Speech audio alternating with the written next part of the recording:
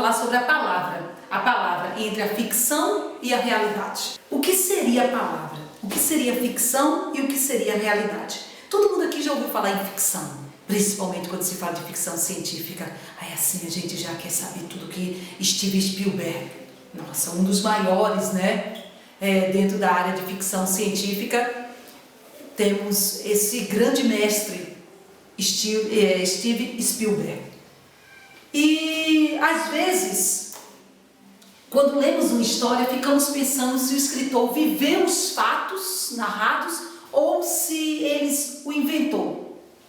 O que se lê nas histórias é um relato da realidade ou uma ficção?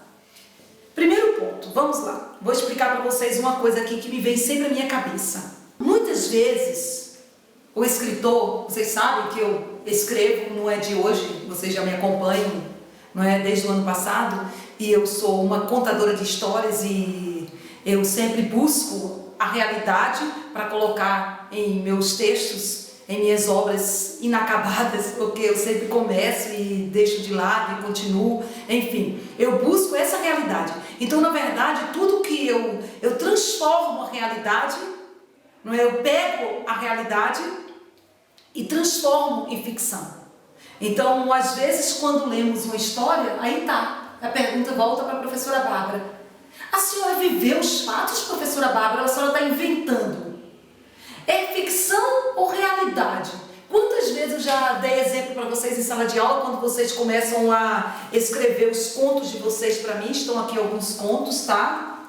Que vocês escreveram, são vários contos, o gato, o pesadelo, contos de terror, Uma Noite na Cidade Grande, Gustavo Nogueira escreveu esse, Cidade Fantasma, A Casa Mal Assombrada, enfim, tudo isso vocês buscaram na realidade, ok? Um ponto de referência para colocar nos contos de vocês. Assim são os grandes escritores. O texto que vocês vão ler a seguir pertence ao livro Memórias de um Aprendiz Escritor, do grande escritor Moacir Escriá. Escreva há muito tempo, antes, só um minutinho, página 143, todo mundo abre aí, desculpa, capítulo 2. Vamos lá? O texto que vocês vão ler a seguir pertence ao livro Memórias de um Aprendiz de Escritor, do grande médico, vocês sabiam disso, Moacir Escriá. Escreva há muito tempo. Costumo dizer que, se ainda não aprendi, e acho mesmo que não aprendi, a gente nunca para de aprender. A largueza da vida é nunca aprender tudo. Fechou? Não foi por falta de prática, porque comecei muito cedo. Na verdade, todas as minhas recordações estão ligadas a isso, a ouvir e contar histórias. Não são as histórias das personagens que me encantam. Saci Pererê, Negrinho do Pastoreio, a Cuca, Hércules, Mickey Mouse, Tarzan, Piratas, eu vou dizer os meus. A Bela e a Fera. Gente, eu amo a Bela e a Fera. Mas também tem muitos outros que inspiram os meus escritos, como por exemplo, Lampião e Maria Bonita. Eu amo o Nordeste. Mas também as minhas próprias histórias. Então o escritor utiliza as próprias histórias dele para que ele possa construir outras histórias. As histórias de minhas personagens. Essas criaturas reais ou imaginárias com quem convivi desde a infância. Na verdade, eu escrevi ali em cima, verdade.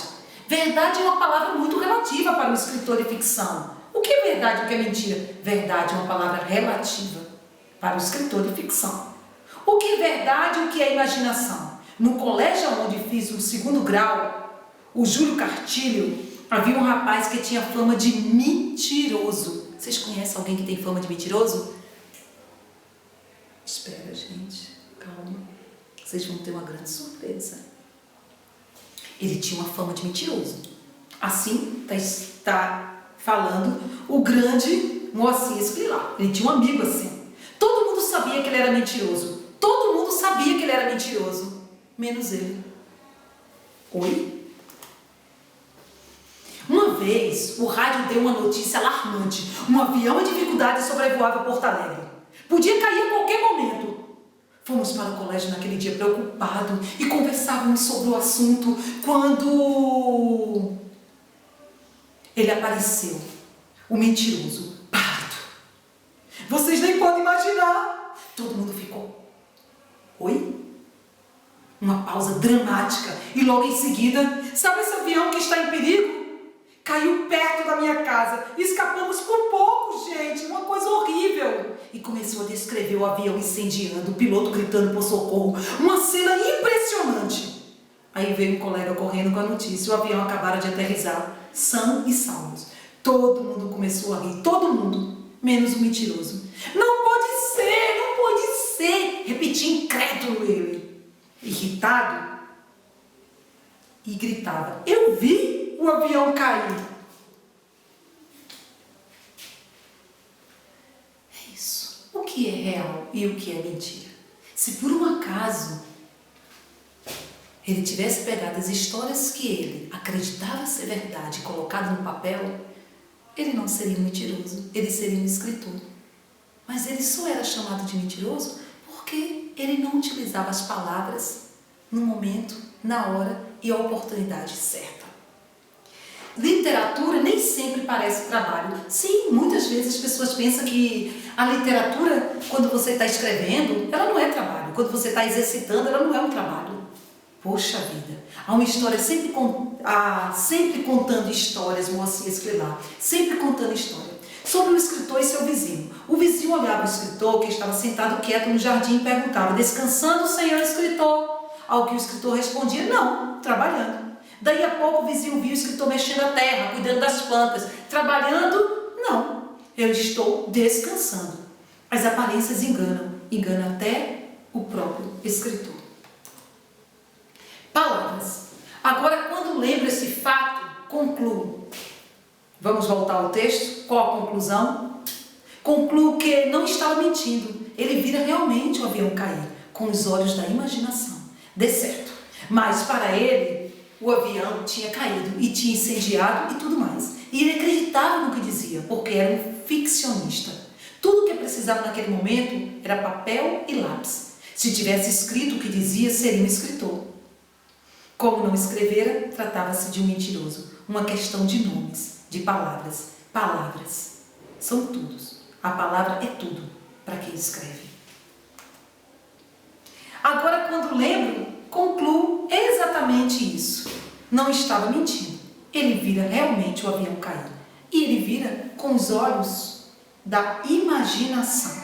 E nesses olhos, o avião realmente caiu. Eu coloquei aqui para que vocês pudessem fazer o exercício da página 145 e 146. E logo após eu já coloquei para vocês o possível gabarito disso. Ok? Desse exercício eu já coloquei. Mas antes de vocês fazerem o exercício e ir lá ver o gabarito, eu gostaria de falar para vocês sobre o que é relato de memórias. Gente, nós falamos sobre o escritor, sobre a palavra, sobre a ficção, né, e a realidade. E que ele utiliza, nós utilizamos quando vamos escrever. Vocês são pequenos escritores, são grandes escritores, enfim, para mim vocês já são muito bons, porque eu estou aqui com os contos de vocês e lendo um por um, eu posso observar isso. Eu posso atestar para vocês que tudo que vocês escreveram, tudo veio da imaginação de vocês. Por isso a importância do relato de memória. E o que é?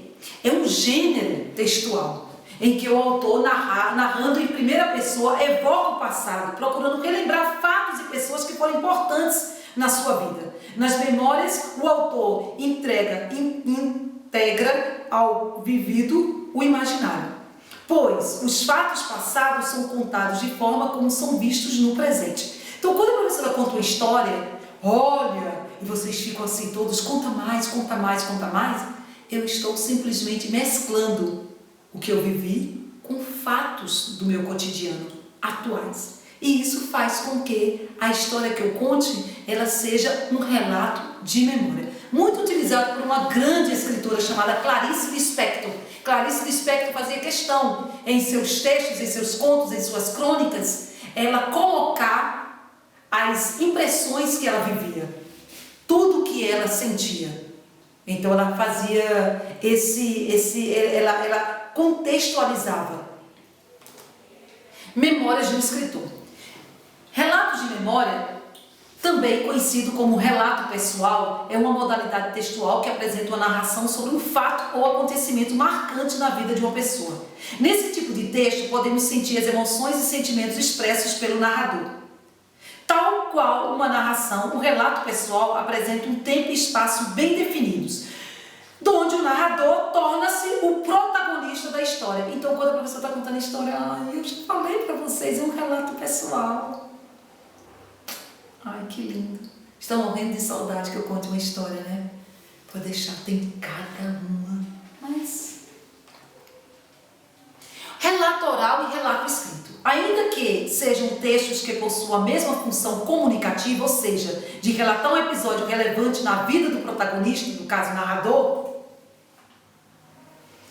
a grande diferença entre as duas modalidades é certamente a linguagem empregada em cada uma delas. Enquanto no relato oral notamos a presença da oralidade como uma linguagem mais descontraída, no relato escrito, a linguagem formal é utilizada, seguindo as normas da língua, como concordâncias, pontuação, ortografia, dentre outras, né? Agora vamos falar um pouquinho sobre o grande autor do texto Memórias de um Aprendiz Escritor, Moacir Espilar. Moacir Espilar nasceu em Porto Alegre em 37, formou-se em medicina em 62, com especialização em saúde pública. Desde 68 pratica o exercício de escrever ficção, ensaios, crônicas e literatura para jovens, sendo autor de aproximadamente 70 livros. Suas obras já foram traduzidas em mais de 20 países com grande aceitação da crítica. Detentor de vários prêmios concedidos no Brasil e no exterior. Foi colunista do jornal Zero Hora, em Porto Alegre, e Folha de São Paulo. Ocupou a cadeira número 31 da Academia Brasileira de Letras e faleceu em 27 de fevereiro de 2011. Para não esquecer, olha ele aí, na telinha de vocês. Enfim, e hoje eu quero homenagear.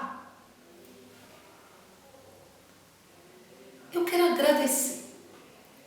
agradecer aos pais e aos feedbacks que estão mandando para o colégio. E a uma mãe que se dispôs a escrever para o colégio, agradecendo a minha aula e mandando um poema, né? Nossa aula foi sobre poesia e ela escreveu um poema para o filho. E eu li e eu me emocionei, de verdade. E eu gostaria de dizer que ele também escreveu. O seu filho escreveu também. E ele escreveu um conto magnífico, o Leonardo Antoni. Conto de uma mansão abandonada. Esse é o título do texto do conto que o seu filho enviou para a professora Bárbara. Em uma bela noite, havia 3 homens de terno encapuzados perto de um beco. Como um menino curioso, fui ver o que eles queriam. Os sujeitos me pediram para ir em uma mansão abandonada. Quando cheguei com uma lista de coisas para pegar, descobri que havia um cemitério dentro dela. Milhares de pessoas falaram para não entrar, mas eu sabia que seria uma ótima aventura. Depois de um tempo lá dentro, analisando o local, pensei que eu deveria ter entrado pelas portas do fundo, pois havia cães raivosos. Então entrei pela lateral e vi 3 homens pela janela. Eles estavam tramando porque me viram entrar. Eles colocaram os itens da lista em uma caixa misteriosa e colocaram em um quartinho. Do lado deles havia também 2 idosos que, pelo meu ponto de vista, eram os donos da casa. Então, quando eles esconderam a caixa, eu salvei os donos, os idosos, e fomos. Então, quando eles esconderam a caixa, eu salvei os donos e fomos tentar encontrar a caixa. Depois de um tempo procurando, encontramos. Bum! Dentro da caixa havia ratos, baratas. Um pouco mais para o fundo havia um número da polícia e um telefone com um fio. Por sorte tinha uma tomada ao lado. Ligamos para a polícia. Descemos correndo. Quando percebemos a polícia havia chegado. Ela nos resgatou e prendeu os sujeitos, que na verdade eram ladrões profissionais. Eu e os idosos ganhamos uma fortuna, pois eles estavam sendo procurados no Brasil inteiro.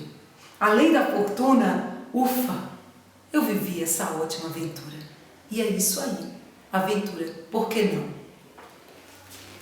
Leonardo Antonin. É isso. E essa construção textual, eu quero agradecer não só a vocês, que se dispuseram a escrever tantos e tantos outros que eu posso estar lendo uma vez por semana de cada aluno, mas ao Fundamental 1, aos professores do Colégio VIP do Fundamental 1, que forma tão grandes alunos, competentes alunos para chegarem, não é, até a sala de aula já preparados, com tanto conhecimento. E agora vamos à correção da nossa atividade da semana passada. Nós fizemos uma atividade da semana passada relacionado a Quando a Vida Dói, capítulo 1. E o exercício está na página 113. E a letra A, vamos ao gabarito da letra A, vamos ver quem acertou? Ele fala sobre expressões, o sentido das expressões destacadas. Destroçou-se em tintas. Explicou as possibilidades. Miúdo, menino, criança.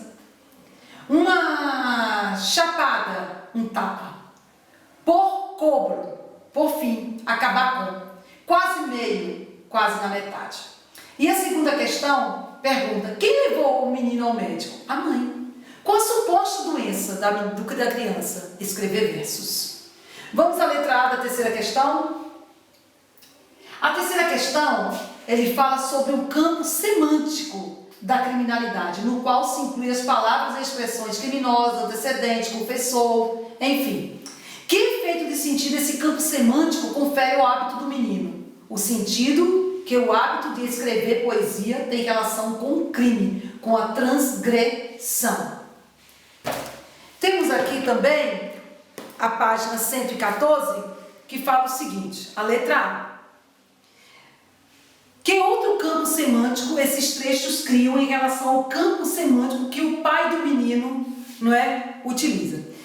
O campo semântico que o pai do menino se utiliza em todo o texto é um campo semântico do mundo em que ele vive. E qual o mundo que o pai dessa criança vive? Ele vive um mundo, eu diria, aonde só existe, é um mundo da mecânica.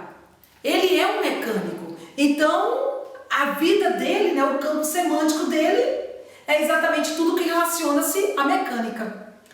Letra B. Na noite de núpcias, o pai diz à mãe do menino, Serafina, que você hoje cheira óleo castrol. O que essa fala revela a respeito do universo linguístico do pai do menino? Poxa, o pai do menino é um homem humilde socialmente e pouco habituado à prática de leitura. Então, no caso, ele utilizou, para a mãe, ele, na visão dele, aquilo era um grande elogio, dizer que a esposa estava cheirando a óleo castrol. O pai do menino tinha preconceito em relação à profissão de poeta. Por quê? Sim, ele tinha preconceito em relação, porque considerava que a poesia era o resultado de uma doença que deixa a vítima fora do seu senso comum, que vive num mundo onde não existe.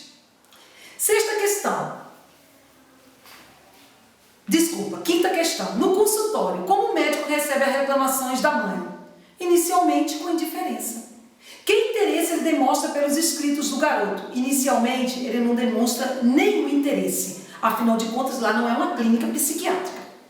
Sexta questão. O texto, o conto apresenta como epígrafe alguns versos escritos pelo menino, que é uma citação curta, extraído de um outro texto, cujas ideias traduzem o tema do texto a ser lido ou uma visão sobre ele. Releia o conto e explique os sentidos do verso. Os versos dão a entender que a comunicação do menino com o mundo acontecia por meio da criação poética. E que relação tem com a afirmação do menino de que, quando lia, doía a vida e ele sonhava? Para o menino, a realidade era desagradável e muito incômoda, pois doía ele olhar a realidade que não fosse através dos poemas. Sétima questão. Considerando o final do conto, interprete, por favor, o comentário e as intenções do médico quando diz à mãe: aquilo era mais grave do que poderia pensar.